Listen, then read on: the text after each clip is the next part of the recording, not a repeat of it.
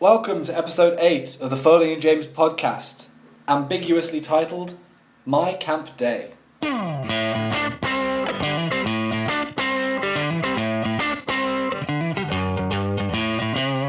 Let's do a bog standard day in the life of someone like you, as it were, because you did coaching and counselling, so that covers all bases. Okay, cool. So we started off, we would wake up at 6 or 6:30 every day. Yeah, I'd be up, and a lot of the time actually last summer, the blind on my window was broken. I didn't bother setting an alarm. I set an alarm just in case. I'd normally be woken up by the sun about 15 minutes before my alarm, which is phenomenal. Like, it was actually made me in such a good mood immediately, and I'm not a morning person. Anyone that knows me knows that. So I'd go and wake up the golfers, as I said, for about 6:15ish. We go down to breakfast, and because we got there early, it was great. There was no queues, nothing. The breakfast food ranged from anywhere between pancakes, waffles, not the potato waffles we get at home, actual Belgian waffle-style waffles. Scrambled egg, there could be scrambled egg with cheese and ham in them. There could be sausages, there could be sausage patties, which are just like round, flat sausages. Yeah. Look like burgers. There'd be bacon, obviously. It's America. fried bread, that sort of stuff. Yeah. There was French toast. Yeah. And there was porridge. There was fruit. Don't get me wrong. It wasn't just. Yeah, there was always a salad bar as well. There was always options, healthy options. Yeah, exactly. And then we, for the first 2 meals a day, for breakfast and lunch, we made it a strict thing for us. Well, I know I did, but for the kids especially, no sodas, no fizzy drinks. You're at that a sports camp. was one of the requirements. They were only allowed to have a soda with their evening meal. Yeah, like you're at a sports camp, you're going doing sports, treat yourself like an athlete for the most part. So they weren't allowed ice cream at lunch either, which sometimes sucked because we weren't either. What I found funny was that they were, however, allowed to have as much Gatorade as they want, which is like full of colouring and all. That's not a good drink for an athlete either, really. But not for the level. The mediocre. Mediocre makes it sound boring, but the mediocre level, middle of the road level intensity that they were doing. Yeah, exactly. But anyway, that's how it was. So you would get the golfers up. I can't remember, were they still there by the time? So I would have then got up about half an hour after you and would have woken up all of the kids, the remaining kids who were on my floor. The building's maybe 3 or 4 floors, so on each floor there are various counsellors and they're doing the same thing. And we would all then give the kids like half an hour to get up, get ready, and they would all have to meet in the entrance hall at, 7:45 or so, I think? About that. I think everyone had to be there at 7:40. That's what we told everyone, but you didn't leave until 7:45. Yeah, and so then we'd walk over to the breakfast hall, same routine as what you just described. Your golfers had gone by then, hadn't they? Most of the time, yeah. Most of the time. There might be one left, but most of the time. Because the golfers left campus at 8:10. Buses, the bus loaded up with their clubs or whatever, left at 8:10 on the dot. So they'd get a full day of golfing. They'd have their lunch with them and everything. That kind of thing. So that was them for the day, wasn't it? That was them done then. We just had to focus on the rest until they'd be back for dinner. Yeah. So, So then, while you were at breakfast, I'm guessing you don't have anything too spectacular to say about breakfast. You described it very well, mate. Yeah. There was food and there was sitting down. Yeah, and it was the morning. I think that defines a lot. That's of about breakfast. it. So we'd leave after that, and by the time you'd gotten there, or by the time you were sitting down, at least I'd normally be in the office personally, just waiting on phone calls and answering those when needed, or answering if any kids were back from breakfast or late for breakfast or something, just dealing with that. Yep. And there would also be after the breakfast, we'd walk the kids back to their respective dorms. They'd have to get their things ready for the day of whatever sport they had, and there's always then a meeting on the grass outside the front of one of the buildings. 8:20 was 8:20 time. Yeah. And then that was also about the time that the day campers would start to arrive. Well, that's one. The day campers would normally arrive a little bit earlier. I think they started arriving at approximately 7:45. Now they'd be slow, obviously, to start off, but then between 8 and 8:15, it'd be hectic. Yeah. And then it'd slow down again for the next 5 or 10 minutes. Yeah. So you can imagine, like, it's super early in the day, but you have to be switched on because there's a lot of stuff going down. There's cars driving around with parents bringing day campers in, and then you've got all these kids who are either tired or incredibly hyperactive, depending on their personality types, and that's you've got to watch out. Yeah, and the way it happened, like the cars would come down a hill and essentially go round a roundabout, drop their kids off at the end of the roundabout, and then that's it. They'd try to move on and get out of the way as much as anything. So yeah, like the kids, we'd have to watch out for the kids the whole time. But there's a couple of girls who constantly did the day camper check in and check out, and for the most part, they kept it run smoothly. They did. No, again, it was a good job, and they were just two counsellors. It was again just one of the sort of extra jobs that you take on as part of running the camp life. The kids would then have all their stuff. They'd sit outside in lines in their sports. So basketball would all sit together, volleyball, football, soccer, and so on. And registration would be taken. So all the coaches, they'd have their own groups. And you'd go around making sure everyone is there for your own group. And if you were missing someone, you'd go to what we call camper chasers. So there'd be a person there at the main building with the master list, and then there'd be a person in each building with the list as well.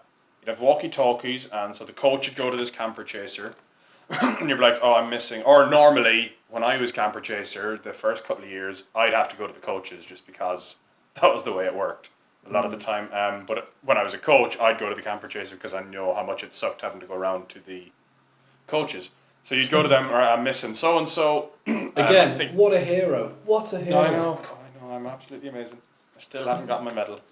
So the camper chaser, the head camper chaser would be there, and it's like radio whoever. It's like, oh, I'm missing so and so from this building, room whatever, and the person in that building, you'd go and look for them. It's like, oh, they're in the room, I found them. Okay, I send them down to their sports immediately, they're late. I was like, okay, they're not in the room, what do we do? Double check with the coach. It's like, okay, are you sure you're missing? Yes. Have you double checked? No. Oh, look, they're already in their sport. Which was sometimes the way it happened. Or they might be at the nurse. That was the most three common things that happened. Yeah, I mean, even them being in their room was quite rare. A lot of the times it was just the kids aren't paying attention when registration's being called. They don't answer their name. Yeah, or it was a case of they were between, you finding out the name from the coach and telling the other person in the building to go and look.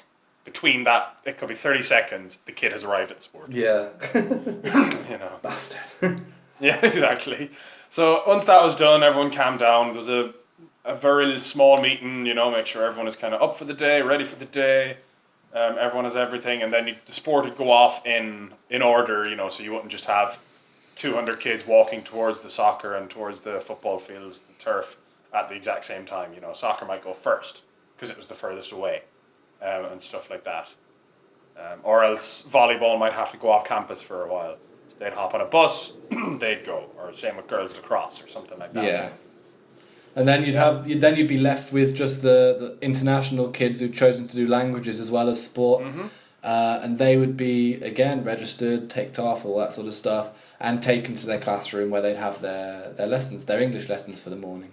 Yeah, there's that. And then some of the times, or a lot of the time, I'd wait back once soccer had gone. So I'd wait back, and it's like, okay, I'd tell my goalkeepers, okay, warm up with this group until I get there, which should normally only be 10 minutes afterwards anyways. By that time, the kids have only just changed and are ready to go. Yeah. So they rarely had to warm up with other people. So I just wait if there was any late day campers or anything like that. You just wait and you'd bring them down, kind of thing. Because we didn't allow parents to drop their kids off at the field, or at the arena, unless it was. No, that would have just caused too many problems. Unless it was exceptional circumstances where the volleyball arena was next door to one of the day campers' house. Sure. That's almost fair. And then I'd go off coaching. That'd be, you'd probably start your coaching session about 8:45 in the morning. You'd start your warm up and stuff, and that'd go for the soccer. That'd go until approximately 11 or 11:15, which is when you'd go for lunch, which seems ridiculously early when you think about it to go for lunch, but you had breakfast at 7:30 in the morning. So yeah, you definitely welcome it.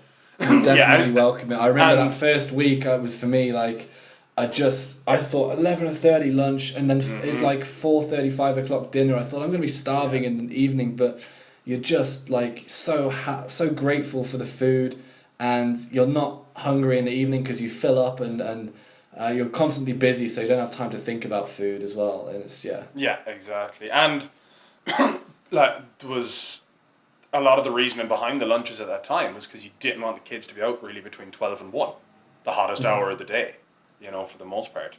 exactly. So what would you get up to in the morning?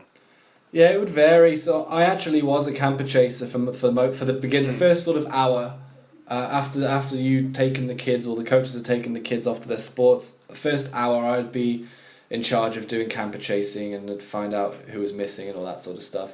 Then we might go up to the mail room and get the post, because the post was in like the university administrative building, not just the camp, but for the whole college. So we'd have to go and get the mail that had arrived, just various sort of little admin-y things. It was nice and relaxed. This was because there was no kids to worry about because you guys were taking care of them.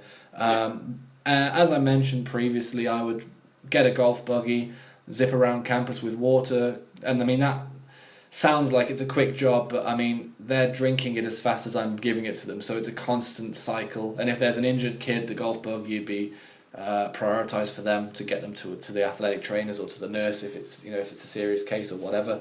And yeah, that was pretty much it. I just had to make sure that I was always doing something, and that I was at the lunch hall for lunchtime in time for the first campers. Yeah, you'd be like, I did it for a couple of years. You'd kind of be at the beck and call of the office, whatever they needed, you'd do. And if it was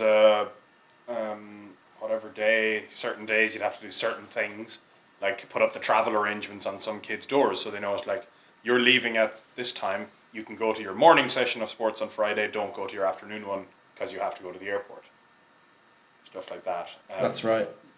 Yeah. So then it'd be lunch, and again, because we're the soccer, we'd go the earliest, and so we'd go there. I think we were the earliest all the time. No, yeah. Yeah, I mean they staggered it just to try and control the just so there wasn't 300-400 kids at once going to the cafeteria. Yeah, so we'd go in, and I'd normally eat relatively quickly. The food varied every day, I'm not even going to go into that, but there was a salad bar, which is great. But so I'd normally eat relatively quickly. You'd try to sit with the kids sometimes, especially if there was only maybe 2 at a table. But sometimes it was nice to catch up with some of your other counsellors that you wouldn't have seen as well. Yeah. So even if it was a case of 2 you sitting with 5 kids or something, it was a good way to be because you were mixed within them, supervising them as well. And then I'd head back and I'd hop into the office for the lunchtime, let whoever's in the office go to lunch, stuff like that. And and then like the pool was so my first and second year, the pool was then open from approximately 12:15 to about 12:50. Yeah, this was like a bit of free time for the kids. They could they could go in the pool, they could play basketball, they could just hang out on the grass like in front of the building. They could do whatever they wanted. Yeah. So there was a pool sign up. There was always 2 lifeguards. Pool sign up. One would maybe stay in the main building where you had to sign up, and then if the kids were old enough, they could walk up on their own, and they'd have to sign in up again at the school or up at the pool most of the time. But then the tie-dyes would obviously have to walk up with someone, stuff like that. So they had we'd say 40 minutes or so of pool time if they wanted it. As you said, it was free time for people. A lot of people took up on the pool time because it was nice to get a bit relaxing, refreshing dip in the middle of the day. Absolutely. And then we'd just we'd be moving into afternoon sports, so it was the same routine as the morning. There'd be a meeting time in front of on the grass rather, again, line up in your sports, registration, afternoon registration, go to sports, camper chases again, because there's always stragglers, Yeah. Normally weren't as busy in the afternoons though. No, I found. no. Because obviously people didn't go back to bed. Normally, I say. Normally, there was always the odd one or two. But no, it was easier. And then same routine for the afternoon, I believe. It's like I imagine the coach. It was just coaching, going up through the gears of coaching, and for me it was just continuing with more of the same, delivering water, doing whatever the office needed to be done remotely, and all that sort of stuff. Mm-hmm. And we go through till about, what was it, 4:00 ish? We finished, I think, at about 4:15, so we'd be up there. The day camper pickups were normally at approximately 4:30, or they started at approximately 4:30. So I'd normally walk the day students back, just because it worked out for me. I'd have a little bit of a later dinner, slightly, like 10 minutes. Yeah. Yeah. Every little helps, man. Every little helps. Oh, big time. So yeah, that was that. Down at the cafeteria, there'd be a couple of people on the door. There'd be different duties. You'd do the first half, someone would do the second half. Just so you'd only be letting 20 in at a time. That's actually what I did in the first couple of years a lot because I wasn't coaching. So I'd be there early and I'd do the door duty, or be inside, and you'd always actually be assisted by this university's staff and their RAs as well, who, a lot of the time would be still in college, obviously. So they'd be kind of our age, and you get on with them. I made a few friends through them as well, which is nice. Yeah. Yeah, and then about 4:30 for dinner time. Then you dinner time, and then again the kids would have a little bit of free time. But as we mentioned before, 6:00 was a meeting time for the evening activities. Yep. And we would get them, all the ones who'd signed up, there was, after dinner, we'd get them all back to their dorms. The ones who knew they'd signed up for activities would obviously hang about where we're going to pick them up from, get the buses from. And there would also be, this is the time when the bank was open. We mentioned the bank earlier, where the kids had got some spending money that's been put in by their parents. If there were kids that wanted to sign up for the evening activities for that evening, and there were spaces, they could do so. If they wanted to get money out, because we had a little tuck shop on offer as well, where they could just buy like candy and sweets and stuff, they could do that. Or otherwise, the evening, if they didn't go on the activity, the evening was kind of free. I mean, it was as free as it can be within the confines of the rules of camp, as far as they had to stay on site, they had to be in their dorms and all that sort of stuff. But they could hang out in the social areas, they could play ping pong, they could watch TV. They could be in their rooms if they wanted, although the doors had to be open. The doors had to be open, exactly.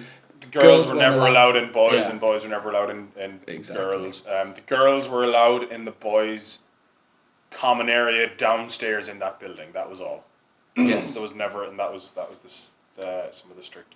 And there was no girls ever allowed in the oldest boys building when it became that oldest boys building. Yeah, there was one building that was exclusively just guys, and it was on the opposite side of campus as well to everything else, so it was really easy to spot. Like if there was a girl there, there was no excuse, so it was just easy just to like deal with that. So we didn't really get any problems with that so much. No. That we'd always as well have, there'd be something I should have mentioned. We had a rota every week, a duty rota, so like you'd be kind of, okay, I'm on evenings at between 6 and 7, I'm supervising this specific area, and the counsellors would normally have a little bit more to do in those evenings because the coaches were coaching all day and stuff. So by specific area, you mean like one of the social areas or one of the corridors? One of the social areas, yeah, exactly, one of the common areas. Or, you might have two people on the big grassy area outside that main building, because there might be so many kids. There could be, you might have to supervise a pathway between a couple of buildings. We've had to do that because, the kids are like, you might say to someone, oh, where are you heading off to? It's like, I'm just going over to this building. And then, of course, they don't. So they're actually trying to sneak off to the girls' block or something. Yeah. There's always that sort of stuff. So you've got counsellors sitting, literally just standing on a path in the middle of like nowhere, essentially between two buildings for an hour. Yeah, that happened a lot. Sometimes it was nice because there was one of the ones that I'd take fairly often. It was early. It was like 6 to 7 at a place where you might see people going one direction, towards the main dorm. You'd never have anyone go the other way. And if they were going the other way, if they weren't living in the building, it's like, no, turn back. But it was nice because it was just an hour of calm, which was so needed. So after that, like, as I said, it'd be split up into different shifts and stuff, but that's all up until about 9 o'clock. And most of the time, most of the trips would be back 9:30, 10 o'clock, depending on where. Grocery store isn't going to take that long, obviously. If you leave at 6 o'clock, you'll be back by 6:40 at the latest. But, the Blue Man Group or maybe some of the Red Sox ones didn't get back till 10:30, that kind of thing. And so the kids had to be back in their dorms by, was it 9 o'clock, I think? Yeah, 9 o'clock, I believe, and they had to be in their dorms by then, but they could still be up and about, and then they had, was it lights out at 10 for the youngest kids and 11 for the older ones? Something like that, yeah. I can't remember exactly what it was, but they were kind of the generic rules. That might sometimes change. If we were like in the building that I was head counsellor in, we'll say that you were in, for the few weeks, the older kids. If they started to piss us off, we had the authority to say no lights out at 10:30. That's it. That's right. Which we did a lot. Yeah, some of them sometimes. We didn't do a lot, but we did. Yeah, exactly. But and that was it then, really, wasn't it, for the day?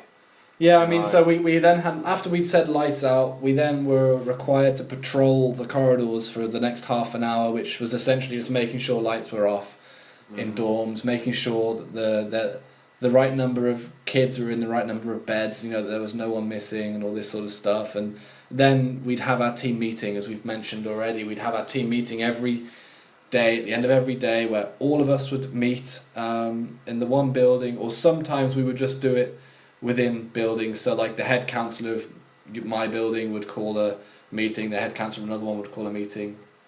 It would vary, but there would always be some sort of get together at the end of each day just to go over what was good, what was bad, what we need to do better tomorrow, what's going to happen tomorrow, excursions, what's going to happen, so we're all prepared, we all know what's going on.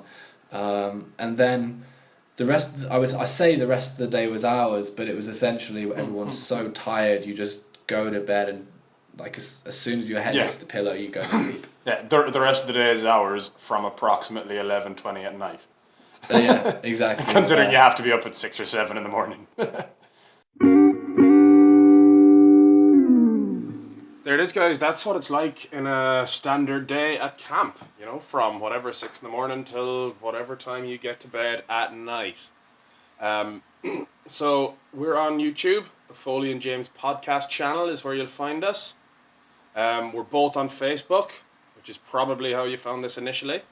We're both on Twitter. James is @tweetbelsey. I'm @OCRCove. That is also my name on Instagram, and my Snapchat is CrazyAxel. Add us on all of those things, guys. We're great people to have on social media. No sarcasm there at all. So yeah, guys, comment, share if you're watching this on YouTube. Beneath the video, there's a little red button that says subscribe. Please click it and share the channel. You'll be doing us a big favor, really big favor. Share, like, comment, retweet, the usual social media things. It's only a little click or a press with your thumb if you're on your phone. It's not that much of an effort, and you're helping us getting our word out. So unless James has anything to add to that. That sounds about right to me, mate. Excellent. Catch you next time, guys. Bye-bye.